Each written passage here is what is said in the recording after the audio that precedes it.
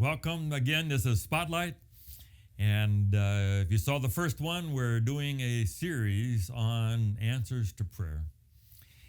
And I've done a lot of mission projects around the world, and I suppose every one of those is really an answer to prayer. But let me tell you a couple things today.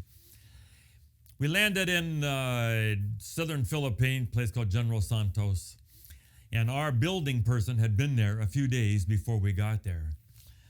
And I get into the van and he says, Pastor Dan, I got to show you this place. They had a little church and it got destroyed by a tornado. I had never heard of tornadoes in the Philippines, but that's what happened.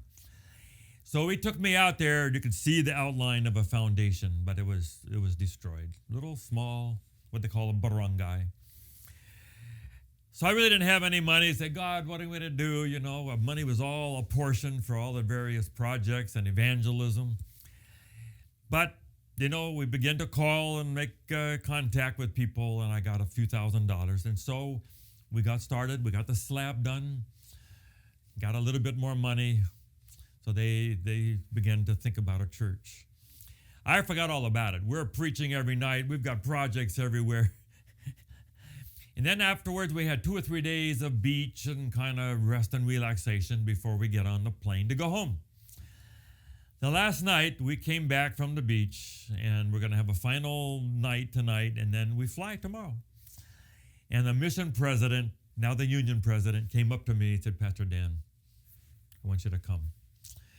So me and a group of our building cement people, my sons and others, all got in a van, all dressed up in our Philippine finery, drove out there, a little light rain. We got out of the van.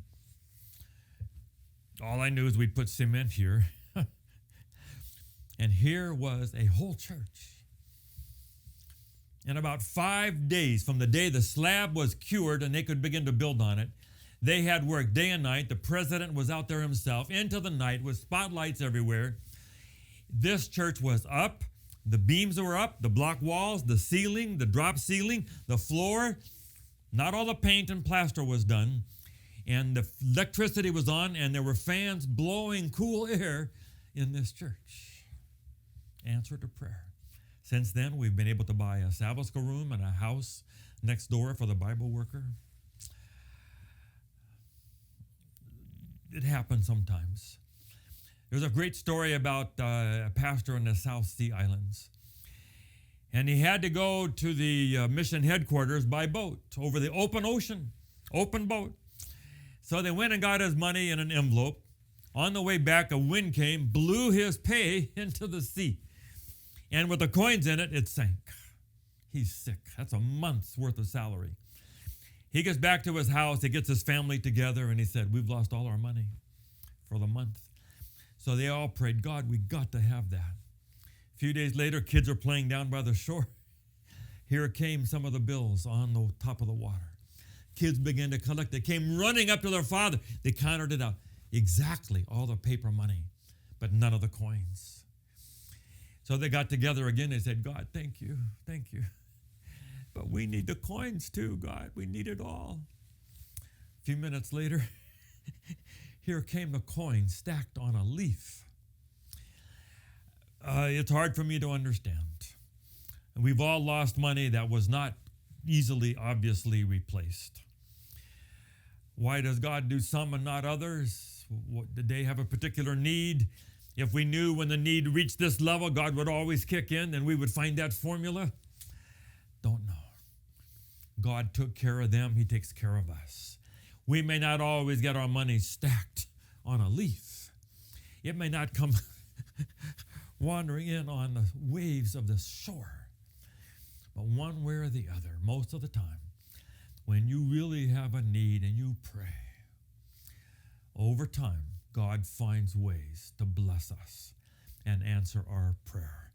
And a church goes up and your salary comes and you get what needs to be done.